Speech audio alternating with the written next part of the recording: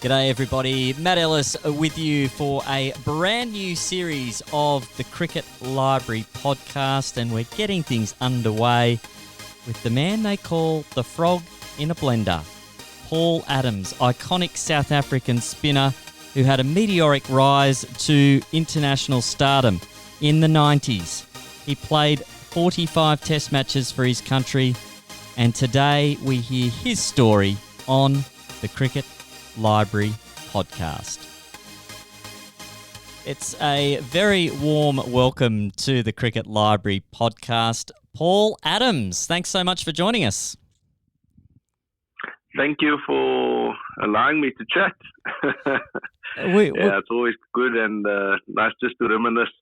We love reminiscing here on the Cricket Library, and so many good stories to tell. And one of the things we like to find out from our guests is the origins of your passion for cricket. You played 45 test matches, 141 first-class games, 24 ODIs, mountains of wickets in there. But the passion had to start somewhere. Can you tell us a little bit about where it all began for Paul Adams? Yeah, I think it's most young kids start. It's in the backyard, and family and friends play a big role in that. I grew up in Cape Town in a suburb called Grassy Park, and we were very passionate about sport, and not just cricket. There was football, there was rugby, athletics. All of those things were quite involved in our household.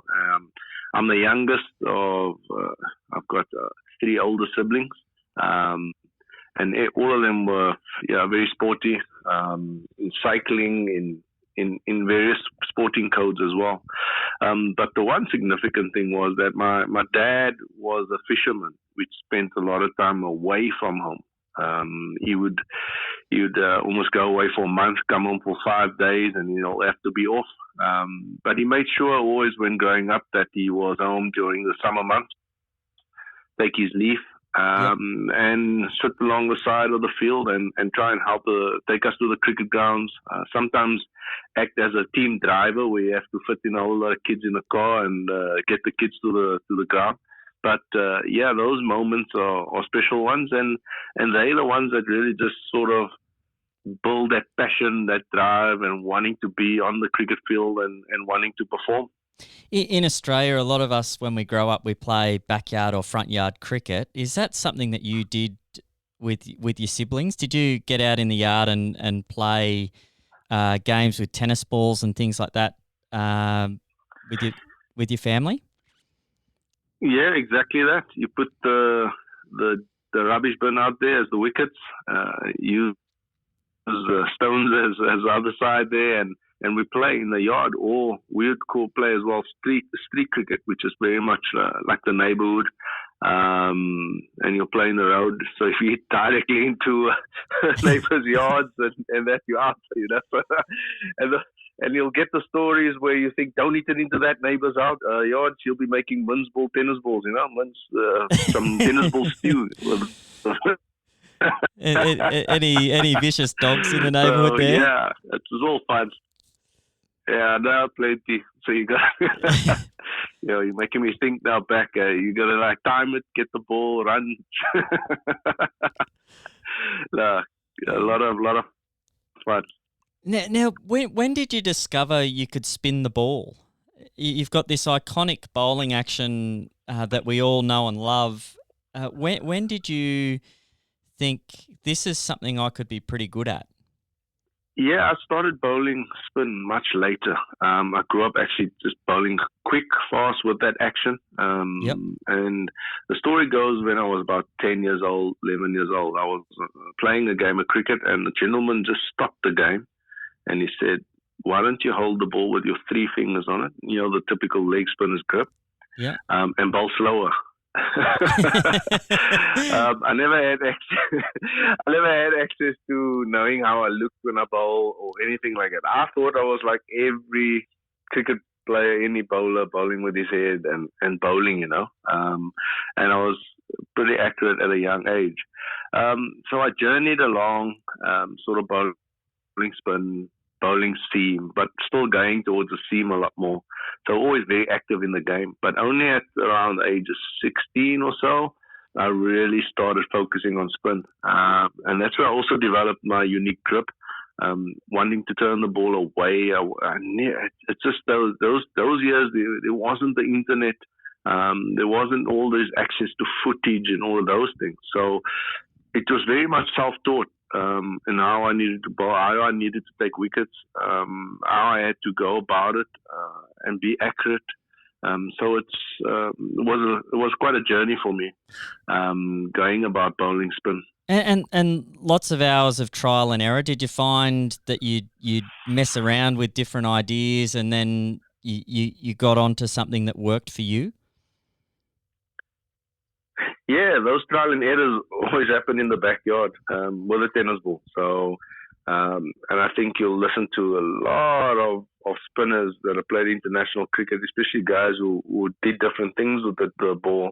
They'll tell you that they started either bowling with tennis balls, figuring out different things. And for me, it was the same. In the backyard playing games with my brother, how to get him out, otherwise he'll bat the whole day.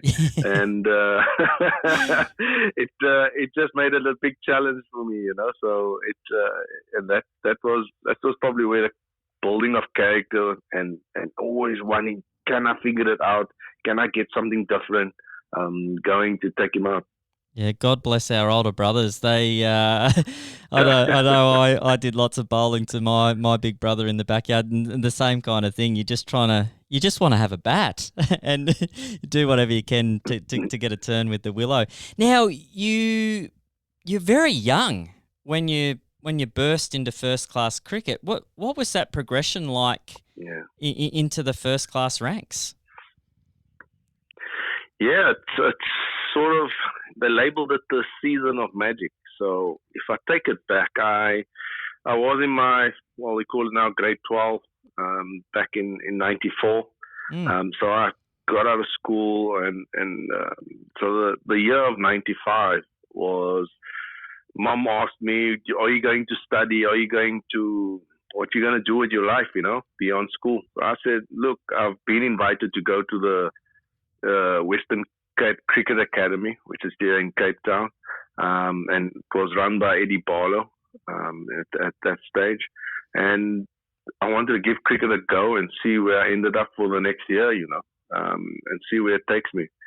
And this was when it was opportunity coming around. It was unification happened a few years before within South Africa. So it was a lot of energy and a lot of excitement around sport, especially South Africa winning also the Rugby World Cup in 95. So the nation was quite energized around sport and that. So that winter went along in the academy, went on some winter tours with Eddie Barlow and we played against some first class teams up north, up in Joburg, Pretoria. And through that, I think my name got onto the map sort of I was in and around, maybe there was a possibility for me to be playing for the province side. But look, that was a lot of talk happening in the background. I was not aware of this.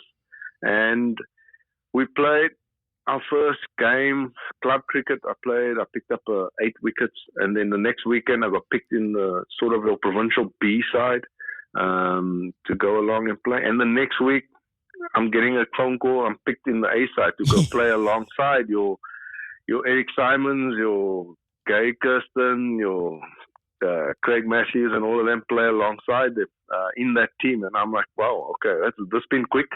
It's a very obviously they saw something different. It's a very quick progression, and in that game against England, 4 wickets and then 5 wickets.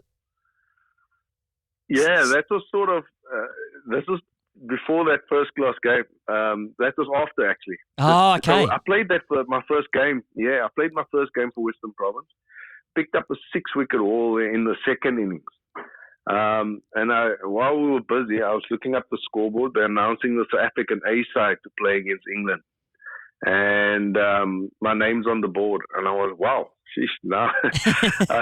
First of all, I haven't really travelled that much. Next thing, I'm flying off to Kimberley as well to go play against England, against Graham Mick, Alex Stewart, Darren Goff. I was like, okay, this is exciting stuff here.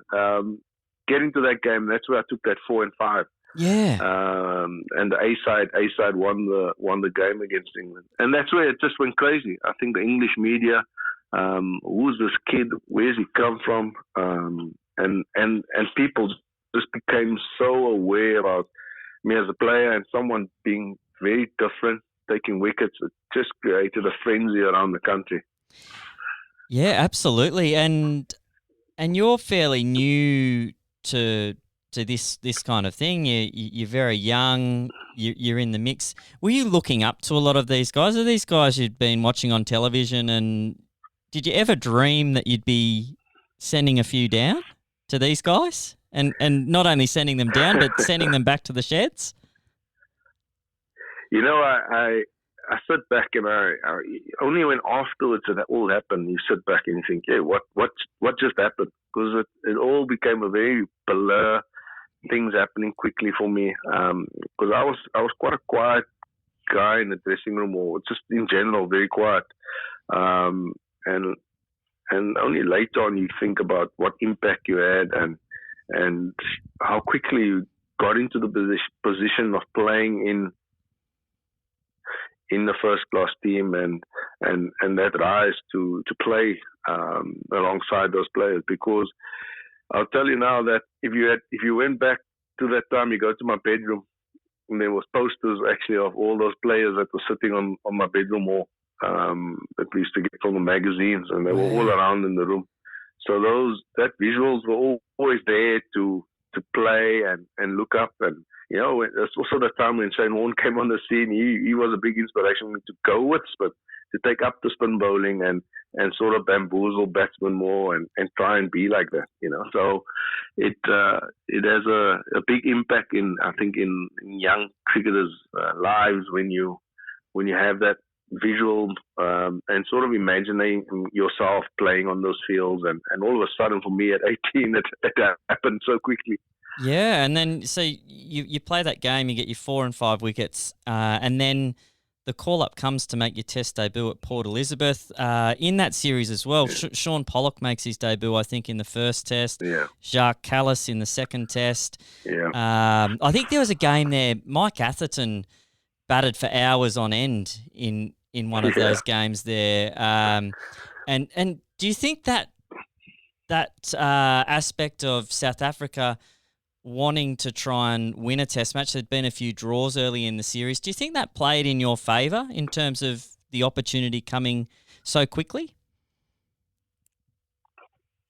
Yeah, very much. Because of it's sort of, I kept taking wickets, and people, the media, and all of them were putting pressure on the selectors and SA side that someone here that can maybe take out the English. He did it in one game. We haven't won any of the games yet. It's a historic series. He has an opportunity to play the young player and give him that scope to try and make an impact for the nation. You know, a lot of people say, "Do you think it was too early? And would you have been a much better cricketer if you just sort of laid it down?" But, you know, sometimes fate and the opportunities come and you think, and you go back and you think, there must have been another reason why they played me. Something must have happened. And I think that moment was that it almost like the country needed something different again, needed someone to inspire young people to believe that they can achieve, come out of a small suburb where within a year you had no idea that you were going to walk out onto the field, but through belief and through your energies of positivity and wanting to achieve all the time, that you can go out there. And our youth in the country was crying out for that. And a lot of people think, you would have been a better cricketer. But I always think back, look, you can't take things back, and the moments were there, and I went out fully and just wanted to enjoy it, you know. Look, there was some. It's a big moment when that all happened. The big call up happened quickly. But I look back and, won't change a bit, won't change a thing how I went about it. Do you remember how you heard the news? Yeah, we were playing a game down at Newlands, and it was actually rain delayed. So was walking around the ground. They were still clearing up the field, and sort of one of the teammates came out to changing room, and I was out on the field, kicking a football around and that, and just shouted, "Jorge, you in the squad? You in the squad?" That's my nickname. And that's how it got announced there. Back in the day, it was either announced by the news and not now a media post or anything. There wasn't a phone call. We were busy with a game. There was no cell phones to phone you directly. So we found out like that. Oh, that's so good. Now you come into that team. You get some wickets in the first game. Graham Thorpe, Mike Atherton, a couple of the big ones in there. Hansi Cronje is your captain. What are your recollections of coming in under Hansi? He had a bit of an aura about him at the time. Can you reflect back on what it meant to you to come into that team and what you remember of Hansi's leadership? Yeah, look, as a player before that, just watching Hansi as a young cricketer, just watching him leading the South African team was quite big, and you could sense that he was someone who demanded the respect and also led in a way where he kind of got to know each player and what made them tick. You make a point of spending time with each individual. But also he's one of his key things was his work ethic.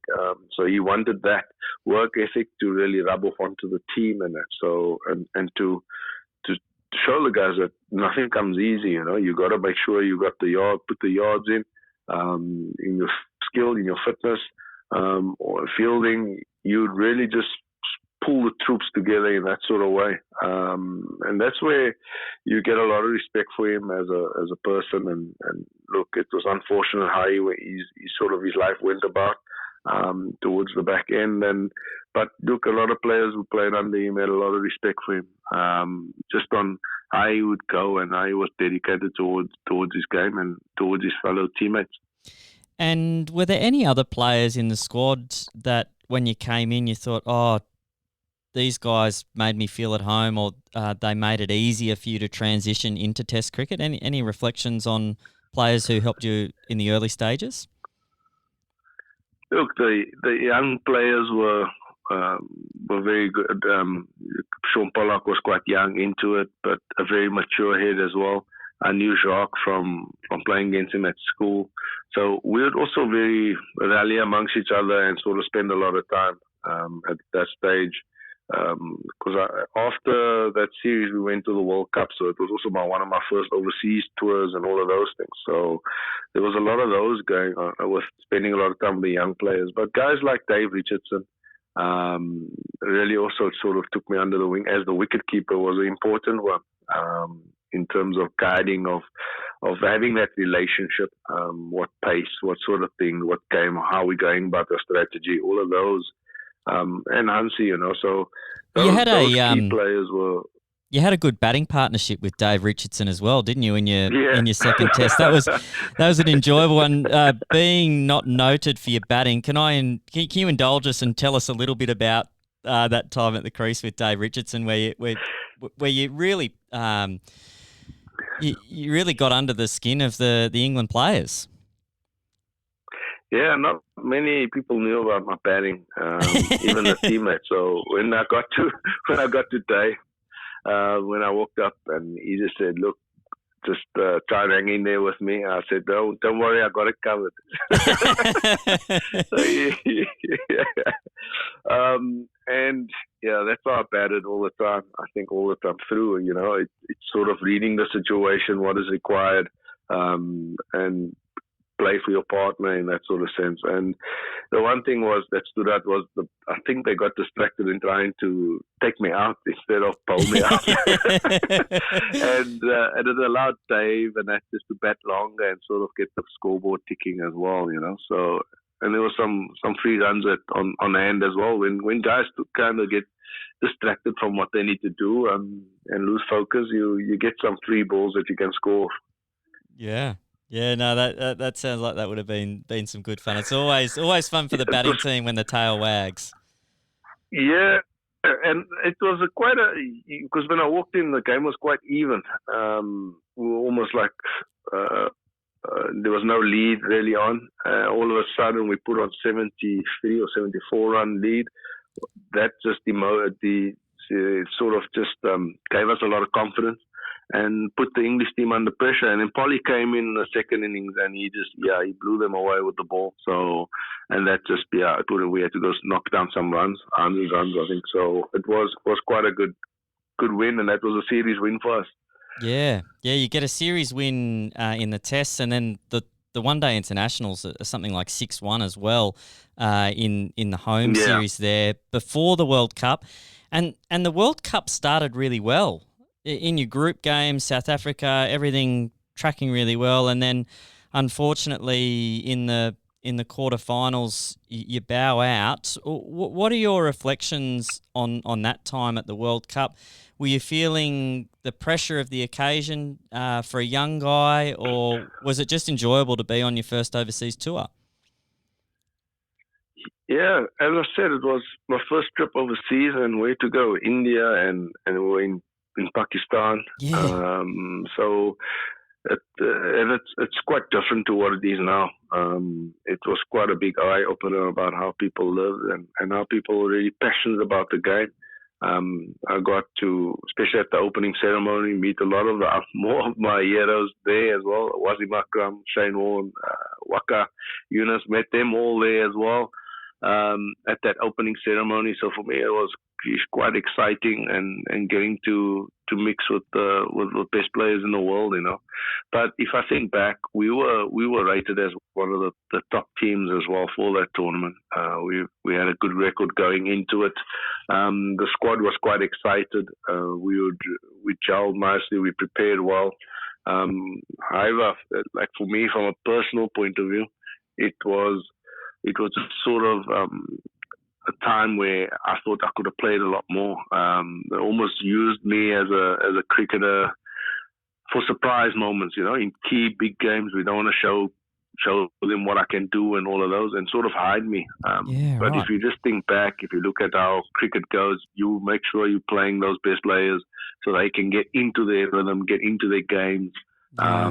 But for me, it was, I was 18. Do as you're told type of way, and make sure you knuckle down when those opportunities come, you know. So I never got to play against your Hollands or your UAEs and all of that. I was up against Pakistan and in that quarterfinal. Yeah. So pressure moments all the time put on me to play. But look, I thought I performed admirably in those games. It was a great experience from my side, but unfortunate how the result went towards the end. Yeah, not the way you want the campaign to finish, but it sounds like a really valuable learning curve for you as well, getting the opportunity to play some of those big moments as well. Now, you go and as a 19-year-old, you take a 6-for in a test match, and that's against India, and we're looking at Tendulkar, Dravid, Azharuddin, just to name a couple. Tendulkar, one of the greatest we'll ever see in my lifetime. Can you reflect on what it meant to you to get a big bag against some of the best players of spin on the planet? Yeah, so leading up to that game, we were. I was asked by Hans here. He said, "Look, why don't you bring something different to the game? If you take a wicket, do a sort of a flick-flack somersault." I don't know if you ever watched the clips of those 6 wickets. I took the first wicket, did my flick-flack. I didn't know I was going to do 6 of them at the end. So that was the fun bit, but yeah, it's like playing a test series, and because I flew over just for the test series. I like, especially the first test we lost in Ahmedabad. I think I arrived like the day or 2 days before that test match into India, and said, "Yep, you're playing. It's going to turn and get in there." So, and then Kampur was good to me in sense of taking wickets in the sixth for. But on that tour, the big occasion was actually playing in Eden Gardens and winning there. Yeah. That's where. So Azharuddin smashed 100 in like 70 odd balls. That was the loudest noise I ever heard at the cricket stadium. Yeah.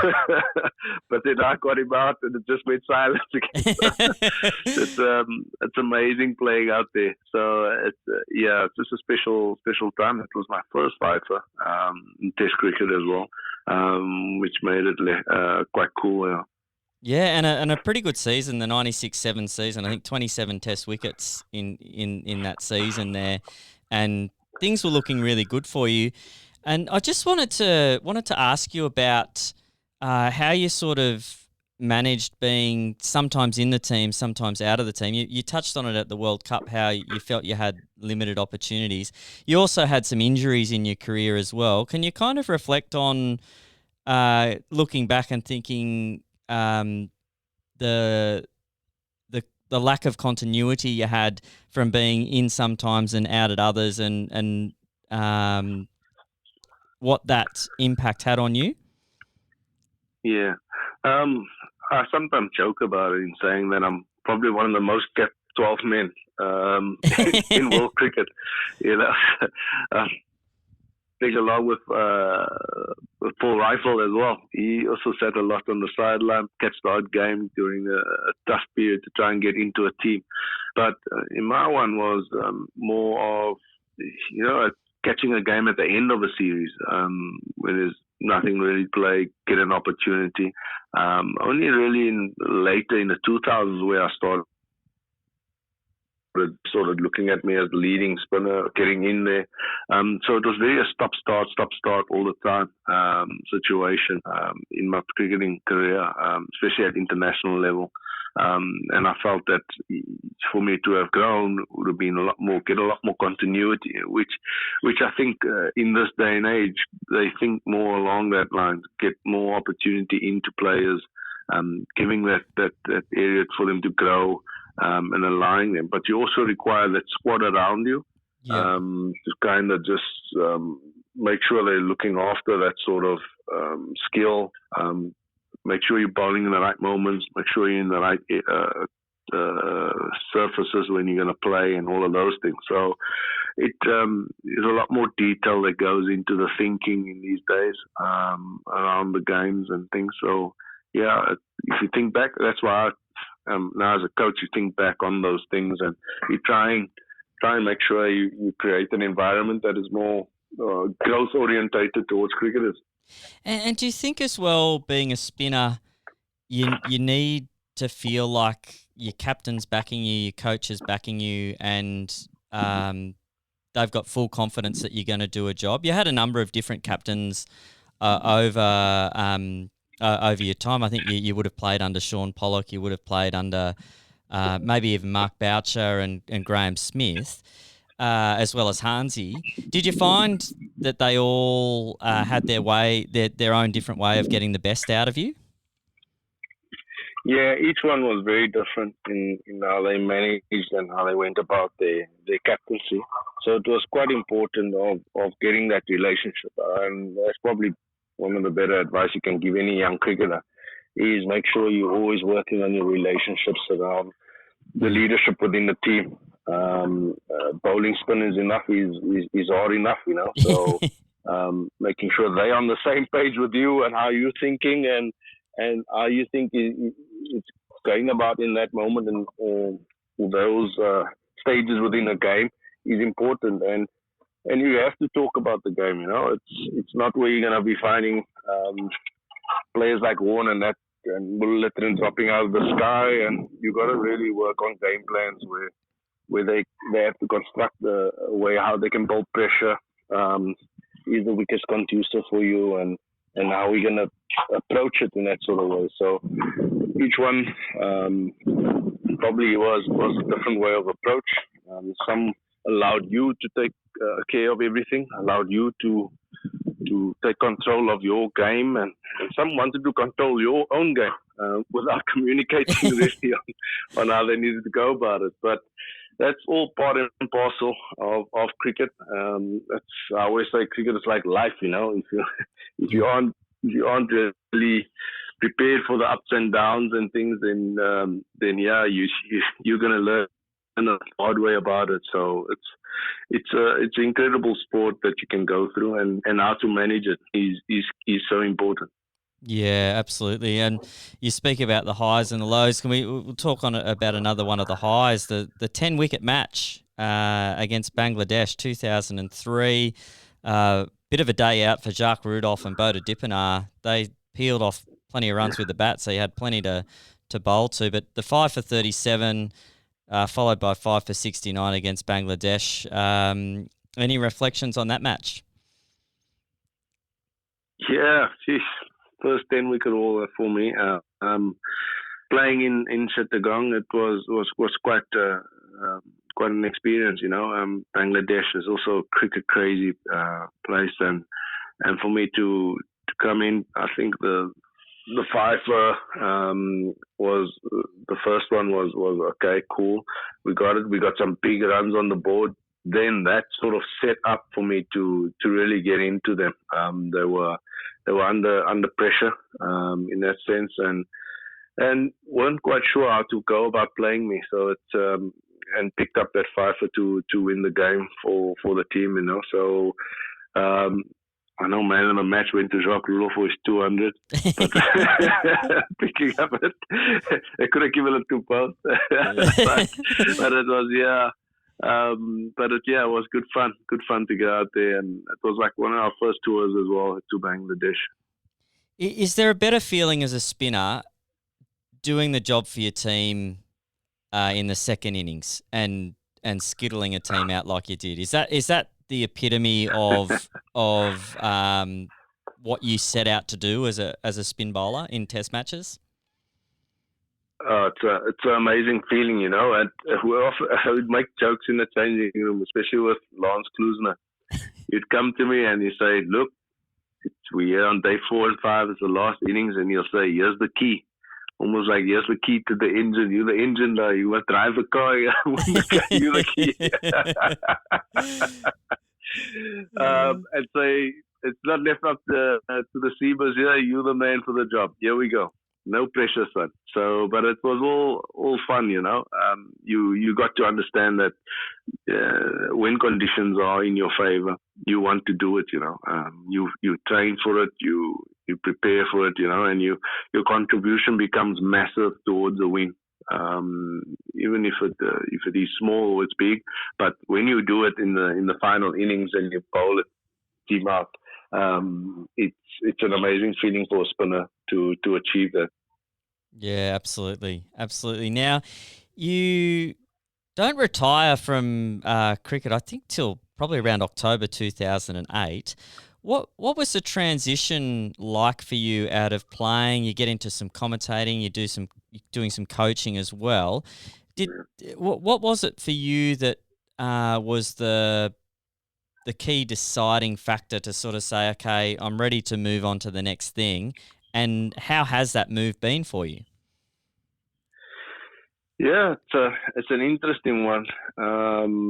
Back in 2008, it was a period where people talk about the mental side of the game and mental health of the game. I was sort of a period where I was just hating playing the game. It was like hating. I just gave it a thought, like in saying, why am I playing cricket? I'm not playing for why I started the game. I'm just hating every moment going out. What am I trying to prove? I'm putting myself under so much pressure to get out there and you always got to take it back to why you actually started the game. That love, and that was tough to get towards, you know. So it sort of was eating me away. And with chatting to my wife and family, I just sort of decided and said, guys, look, let me transition. Let me see if I can stay within the game and get that passion of transferring my knowledge or getting involved in the game. So that's where I started branching out. I actually worked in the cricket office here in Western Province as a club scorecard logger onto the internet, sort of on their website. Sort of all the scorecards would come in from club cricket, Yeah. and log that onto the website, so they can all view all of those things. I worked in there. Then I was assisting Eric Simons in the nets. He was the Western Province coach by then. Yeah. And then I was also doing a bit of commentary. So I sort of was people allowed me opportunities within different spaces within the game, and gave me opportunity to grow in certain spaces. And I found myself a lot more in the nets with the coaching, and then through that going to my different coaching levels, and then journey through that from going from academy, going towards coaching the Cape Cobras franchise team for over 5 years. And then moving through all different areas within coaching, from the youth back into where you're developing players and all that, growing players, young players into trying to play for professional cricket. Do you have any, now that you are coaching, you're just sort of saying how you got to that point in your own playing career where you were just putting lots of pressure on yourself and had lost the essence of why you started playing the game, that passion for the game that you had when you're playing at Grassy Park and you're just loving it. How do you communicate to your players now as a coach to help them to make sure that they're loving what they're doing and keeping them on track with why they started playing the game themselves? Yeah, I think that's a very important point. It is spending that time, spending that moments where you can connect with your player, be it something about them on the game, on the cricket field, or it can be something that's off the cricket field, and there are moments where I've had experiences where a player would be underperforming on the field, and it had nothing to do about his skill, his talent, or anything. And we found out that it was off-field distractions that was happening. The moment we sorted that out, the player is actually on the brink of playing for South Africa. So it's amazing how it could turn around on a player, how his life could just move on. But it's finding that those key moments within cricketers' minds, because when you sit there just as a player, you just revolve around your own self. You're only focusing on yourself. You won't sometimes be vulnerable and talk to someone outside that can assist and help, because you feel that might jeopardize your place in the team, or if you're vulnerable in that sort of sense. So it's making sure that your players are comfortable and talking to them and open about various aspects within their life. And that takes time, it just doesn't say, okay, I'm coach now, you must talk to me. It takes time to build that relationship and to build that trust. Absolutely. Well, I've thoroughly enjoyed listening to you share your story with us. And there's just one question before we go. Now, this is a very popular question with our guests. We like to ask, if you had the chance to have a net session, sometimes these questions get asked if you could have anyone over to dinner, but being a cricket podcast, we really need to know who you want to have at the nets. Now, like you played through an era, someone like Alan Donald. I don't know whether you'd want him at the nets because he'd probably scare the wits out of you. Someone like him, but he might be a really good bloke, and you might want to just hang out with him anyway, and maybe get him in to bowl some bumpers to someone you didn't like. I don't know, but are there three people that Paul Adams is going to invite to the nets to hang out, play a bit of cricket, and just enjoy each other's company? Yeah, right. Look, I think it's important that you look at people that influence your life and along the journey. But firstly, I'll probably invite Tupac Shakur. and teach him about cricket. He was a big influence in my life. I know he was about rapping and all of that stuff, but I think he influenced a lot of people in their lives and about how they can think about it. Yeah. So he'll be the first one, and I'll give him some coaching. Use that sort of skill as well to help him along. The second one would be Mr. Nelson Mandela. Oh, He'll be sitting there on the side, under umbrella, and just cheering everyone along and doing his Madiba dance. And then the third one would be the battle between me and Shane Warne all the time. And I'll have Warney in the nets, and he'll bat against me, and I'll have a bowl to him, and I'll try and reverse sweep him again. See if you can get that big belly laugh out of Warney like you did when you reverse swept him. Oh, yeah. just on that reverse sweep. I think I was a bit ahead of my game then. Because you tried playing that reverse sweep in the previous test, hadn't you? It's not the first time you'd played that reverse sweep. Was it premeditated to try and unsettle Warney? Actually, it goes. Bob Woolmer was the coach. And I sat upstairs with him and I was talking. I said, look, Bob, I'm not picking a thing here when he bowls to me. I don't know which way. I'm good at the sweep. And I think I'm fancying myself with the reverse sweep. I've got to find a way I'm going to score. So that's how it came. He just said, well, go ahead. That's what he said, So, look, I pulled it out a few times. I think there was a game in Sydney in the night game as well. I played a few shots there as well. So, but the funny story is actually we played here in Cape Town. I think it was in 2001 or 2, somewhere there, series, and I'm batting again in the partnership. So I've walked in and Warney's bowling and punter, Ricky Ponting, all they're sitting at silly point. They're saying, "Don't worry, Warney, the reverse sweep's coming now. Don't worry, it's coming now."